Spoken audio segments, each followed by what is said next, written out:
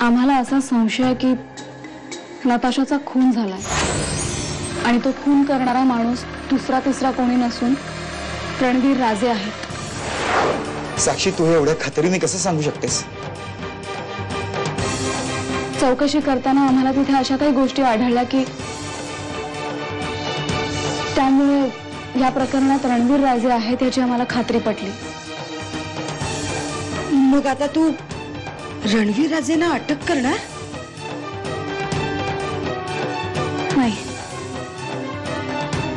रणवीर राजेंना मी आता अटक नाही करू शकत, कारण माझ्याकडे त्यांच्या विरुद्ध ठोस असा पुरावाच नाहीये। पण तो दिवस लवकरच जवळ येईल जेव्हा मी रणवीर राजेंच्या हातात बेड्या ठोकेन। तुम्ही आमच्यावरचा विश्वास ठेवू देऊ नका।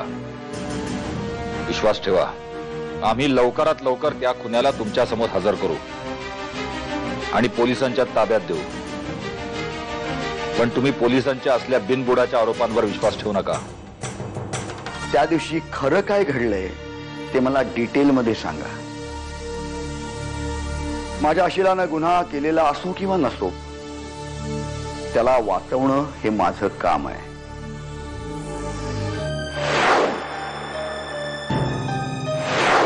तुम्ही म्हणताय ते अगदी बरोबर आहे। जर तुम्ही आम्हाला एवढी मदत करतात तर आम्ही सत्य सांगतो। त्या दिवशी आम्ही नताशाकडे गेलो हे खरं आहे, ती आम्हाला भेटली हेही खरं आहे, पण फक्त पेपर्स मागायला आम्ही तिकडे गेलो होतो। आमचं दुसरं काही इंटेन्शन नव्हतं।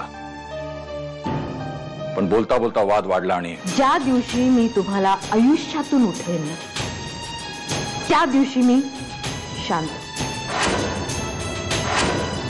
तू आम्हाला आयुष्यात उठवणार आणि ते तुझ्या त्या फ्रॉड नवऱ्यासाठी? तो फ्रॉड असला तरी नामर्द नाही। मला गर्व आहे की मी एका पुरुषासोबत राहते। तू षंडेस, षंड नताशा! तू षंडेस, षंडेस, तू षंडेस, षंडेस।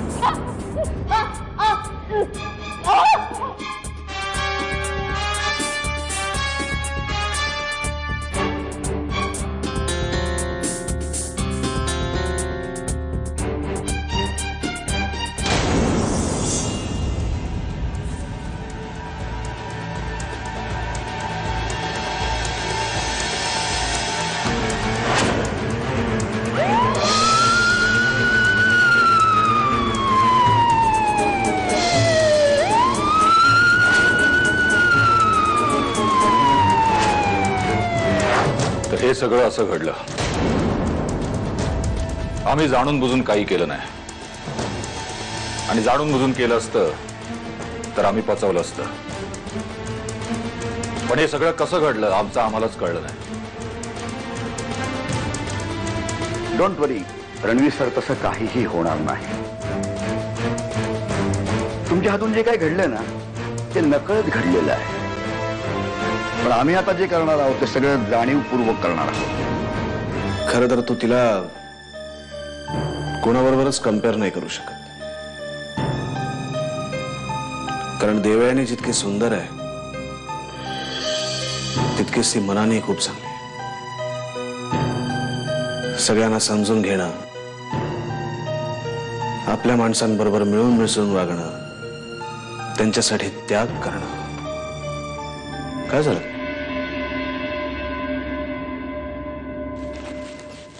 प्लीज,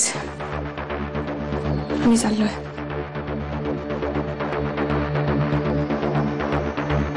का? व्हेरी टायर्ड आधी, झोपायला चल।